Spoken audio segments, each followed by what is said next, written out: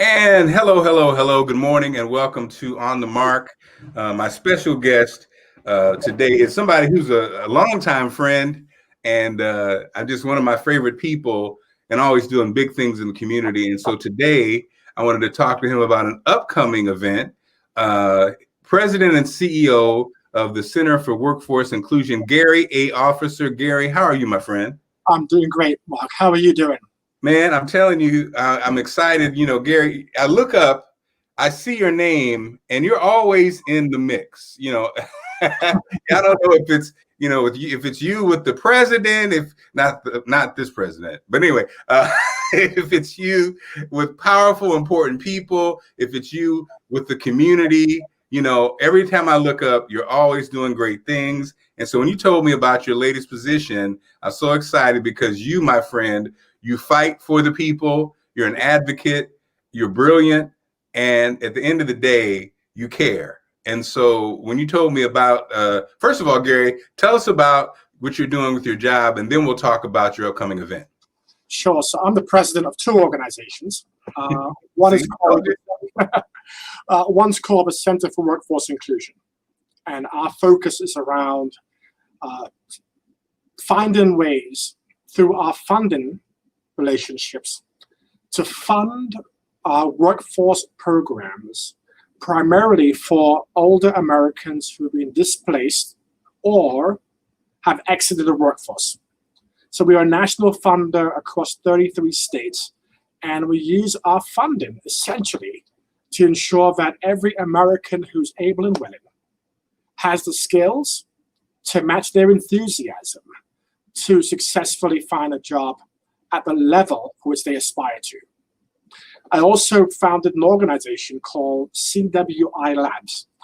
CWI Labs is a think tank of sorts where we provide analysis, commentary, custom programming around the critical workforce trends, issues, and also solutions that affects ordinary Americans who are seeking that basic American right, which is to pursue an opportunity for which they can be rewarded. So it's both a think tank, it's a custom programming incubator, and it's really where we tell the stories to attract interest from donors and potential funders alike. Man, again, so Gary, you really are talking about service. You have two positions which really are about service. Yes. And it's interesting. We were talking off air about as we arrive, to a certain age, and you kind of look back on your career. I imagine that really does help inform, like a person like yourself really can understand what those people are looking for. You can understand what they've been through. I guess what I'm saying is your life experience has prepared you to really be in a sense, an expert in this. You know what I mean? Because you've been in so many different circles, not just in this country, but in other countries. Yeah, I mean, I think we talked off air. And by the way, we go back to the Big Fat Morning Show in Baltimore. Yes. Where I was the butt of many of your jokes. That aside, Mark, that aside. I think all of us have a responsibility to lead a life filled with purpose, right? And if purpose cannot drive you, nothing else will. And we live in a society that is characterized by major inequities and inequalities. We're in a society where we have often forgotten about the less fortunate, where we often blame the less fortunate for their own experiences, where we are in an economy that has to compete globally, and yet we have not provided the tools and the skills for low-income Americans to have those skills to effectively engage in the workforce. Each of us who have a responsibility and who are in a position where they can make a difference owe it to ourselves to do the best we can to create a society that's equitable, where people are included, and where workforce opportunity exists for all. That's what drives me here. And I'm really pleased that with the staff we have here and our funding partners, we are able to make a substantial difference in the lives of ordinary Americans across 33 states. I was just hosting a show. I was sitting in for Faraji, who hosts a show on WEAA in Baltimore. And man, we were just having this conversation because we are in this such a volatile environment now. Yes. And we are so bipartisan, and everybody's kind of in their own, in their own hole, in their own shelter. And we were just saying, Gary, that I was saying that those of us who have had some degree of success, and when I say success, I just mean those of us who've been blessed enough to have, either through experience or through our parents, been told the game of life. Yes. We have to do something with that. And what I now just understand is it's a big order, because people say, I'm busy, I'm worried about myself, this and that. What we can do, we don't have to reinvent the wheel. We can align ourselves with organizations like yours. Yes. And our contribution doesn't have to be financial, though financial is great. It's our knowledge base. And I think that's the kind of movement I hope happens after this election, is that people start giving to these causes, because you're right. This kind of discussion, you don't see this on television nowadays. It's just like, it's right or left. It's they're wrong, we're right. It's not really a conversation about, well, what about these people? What about those that don't have? And so again, thank you so much. And again, this brings us to, speaking of conversations, you're going to do an upcoming town hall, kind of focusing on that, right? And I saw one of I think I forgot the words. It was either humanity, or it's a kind word that you threw in there in promoting it, that it touched me, because that's what we're not getting. So tell us about your upcoming event. So I was driving into work one morning, and it came to me that we have a major event happening next week. And I kept thinking to myself, how can we engage our federal elected officials in a conversation about the experiences, the fears, and the aspirations of our community? How can we take purpose and let purpose inform policy? I'll give you an example. So in the two stimulus packages, over $2 trillion hit the streets. Within that package was funding for small businesses, was funding for the Paycheck Protection Program, was funding for the states to help close their budget gaps. And there was funding also set aside for more COVID testing, $2 trillion. 0.2% of the entire stimulus package, or $348 million, went to workforce retraining. Why is that important, Mark? Because people who were affected by the COVID lockdown, people who were affected by the resultant economic collapse, will have to re-enter the workforce. That will require a different kind of worker, a different kind of individual that is more tech savvy, that can work from remote locations, and so on and so forth. Many of those people reside in the Black and brown community. So we have not made any investment in the future of our workforce, and or skilling the very community that has been disproportionately affected by COVID-19, by not providing the resources to provide the skills which they then need to re-enter a world that will be different than what it was in February and March. That's a problem. And until the community, civic leaders, faith-based leaders, practitioners, rally together and prioritize the issues around the issues that we have to advocate for collectively to ensure that marginalized communities can receive the investment they need to compete and be included in this dynamic global economy, we will never see change happen in this country. That's what drives me. And that's what this conversation, and again, Gary, you're so right. And I hear I realize how most of our policies and those the money that's attached to the policies and these programs, it's almost like everything is a secret. You know what I mean? Because we don't really ever talk specifics. But I was listening to a woman the other day. She was talking about how how Trump. She's a small business person, and how Trump was good for her, right? So then, but then, when you say small business person, as you know, because you actually, read all, you read the policies, you're very familiar with how everything works. Yes. When you say small business person to the average person, that can mean many things. When I think small business person, first image I think of is like a person, like a mom and pop. You know what I mean? They don't make $1 million a year. But when you start looking at the definition of what small business is, you realize that's not the image of a small business person. I forgot what the threshold is, but it's a much higher threshold than most people think. So let's dice that for a second. Yes.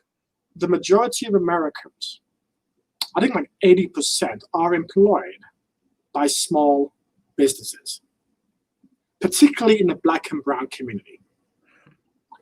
The Brookings Institution created a report about a month ago that said 43% of Black-owned businesses that closed as a result of COVID-19 will not reopen. Just for a moment, think about the devastation that will cause in our community. Think of all the older members of our community in the barber shops, in the hair salons, and all the convenience stores, in the dry cleaners, but are dependent on the success and survival of their employer. Yeah. To keep that paycheck coming, right? So we've got to think not just about workforce, but about how we can support and prop up small businesses to the extent that they can survive.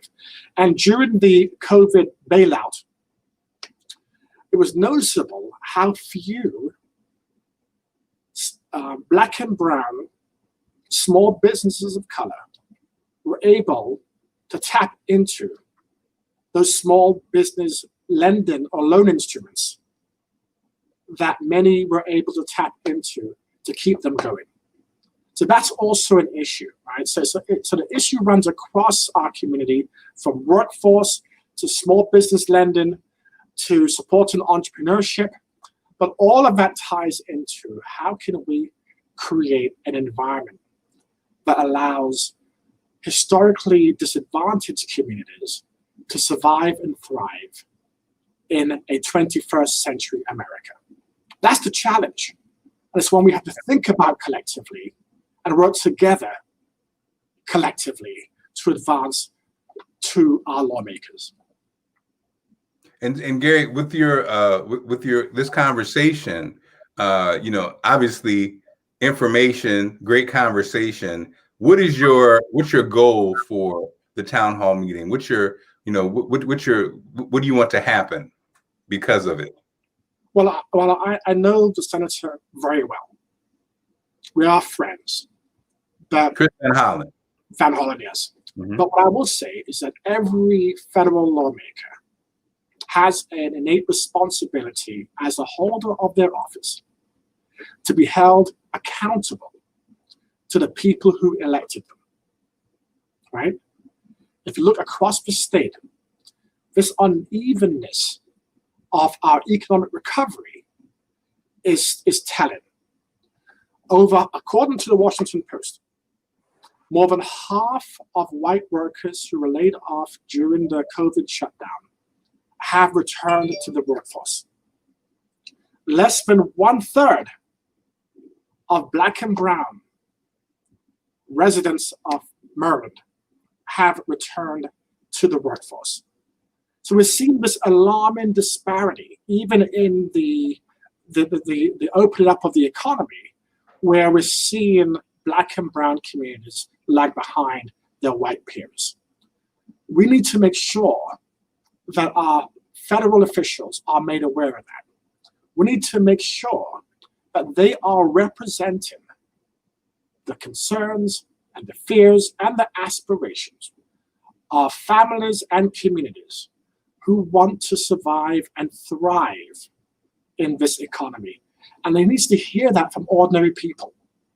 He needs to hear that from the business community as to how they will contribute towards creating that dynamic, inclusive economy that we all aspire for. So that's an important part of the conversation.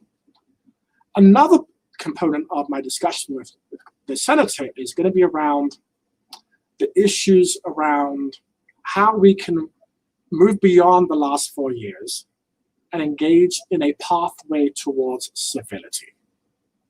Not a term we have used a lot in the last 4 years, but it's something that's sacred to our values, and it's sacred to how we see communities. Over the last 4 years, we've seen families divided, communities fractured, and society that is riddled with distrust and mistrust. How do we overcome that? I'm optimistic, Mark, because in part I saw that in our Black Lives Matter movement, this amazing movement of young people, young, Black, white, gay, straight, who are committed to an America that they believe should exist. And these young people grew up under President Obama, but more importantly, they came of age over the last 4 years. So I'm hopeful that we can move beyond this with time, but it's going to take the young people of this country to lead that charge. And Gary, are you seeing, one of the mysteries is oftentimes the people who need it the most are the least involved. Yes. As far as civic duty and holding the elected officials to the fire and even expressing exactly what they need. Are you feeling that this movement, especially with the young people, but just in general, you said you're positive, you feel good, you're optimistic. I'm always positive, Mark. So do you feel that we're seeing more of this, Gary? Are we seeing more of it? And then why do you think there is such a disconnect? It's like, again, the person who needs it the most is almost not asking. What do you think the disconnect is? Is it just ignorance? Is it just, why do you think people are so disconnected from what they want? And all this when America really as a whole only votes like 55% of the population votes. So the disconnect is not just in our Black communities, it's America. But why do you think that is? You've asked 3 questions there, Mark. Let me try and keep up with you there, okay? Sorry about that, you're right. So let's take the first part. I think what COVID-19 has done is it has forced people to live in a very small space. Right? Parents are now have a better understanding of the fears of their children. Children have educated their parents about what's happening outside the 4 walls. Parents are now more aware of issues around inequality, around social justice issues as never before. So that's an important, I think, distinction, not just in the United States, but around the world. COVID has forced us to coexist, share, talk, and have conversations at a certain depth. That's one. That gives me hope. Secondly, disconnect. I may disagree with you there, Mark, for one reason. Over 60 million Americans have already voted, right? That tells you about the importance of November 3rd. People have awakened to the reality that we have a presidential election of a once in a 100-year time period that is probably as important as any we've ever had. And the record numbers of folks who've registered and have voted is a reflection of the importance of next week. So that's also, I think, we should also recognize that. And also the third piece to your question is the relationship between elected officials and citizens. I think the lesson we have learned through this last 4 years is we have to vote. Communities have to figure out how to best hold their lawmakers responsible and accountable. Lawmakers are now wholly aware of the power of social media, right, and that they cannot be disconnected from the very community that put them into office. So we'll see through social media, I believe, a narrowing of that gap between citizen and elected officials, because at this time in our nation's history, we cannot have that disconnect if this country is to overcome the events of the last 3-4 years. Man, you did it, man. You nailed that one. That was a bonus round question. You took care of that one. So, Gary, I see we do have information shared, which is great. So again, tell us about the town hall.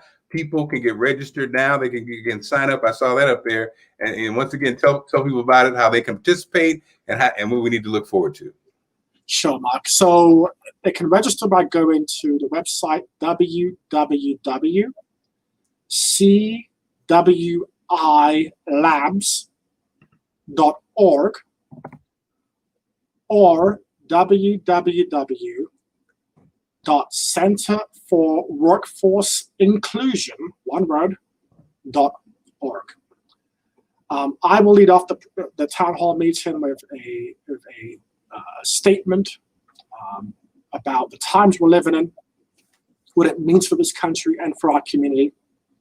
I will focus on 3 issues: COVID-19, our economy, and Black Lives Matter. And I will allow our viewing audience to submit questions for our U.S. Senator Chris Van Hollen to provide a response to. And Chris is a wonderful lawmaker. We are nonpartisan, by the way. We're a nonprofit. I'm not seeking to endorse anybody. But we want to allow our lawmakers to make themselves available to the community across the age, racial spectrum, so that we can have a much better understanding of them, and they can have a much better understanding of what is happening across our communities. And that's why we're doing this at 12 noon on Friday, October 30th, from noon to 1 p.m. Gary Officer, again, thank you so much. That's a great program. You're doing great work in the community, and I just want to commend you, my friend. I look forward to it. That's coming up just around the corner. Mark, it's great seeing you again, my friend. Look at this, our virtual world brings us together. So, again, Gary Officer, once again, Gary, if they want to reach you, give me your contacts once again. www.centerforworkforceinclusion.org or www.cwilabs.org. But you have to register in advance to participate. So please register. Thank you, Gary Officer. Thanks to everybody who watched on our various platforms. I see you out there. I saw those people out there chiming in on our conversation. Thank you so much. And I look forward to seeing you soon. Thanks, Gary. Thank you, Mark, very much. Right, take care. Be well, take care, everyone.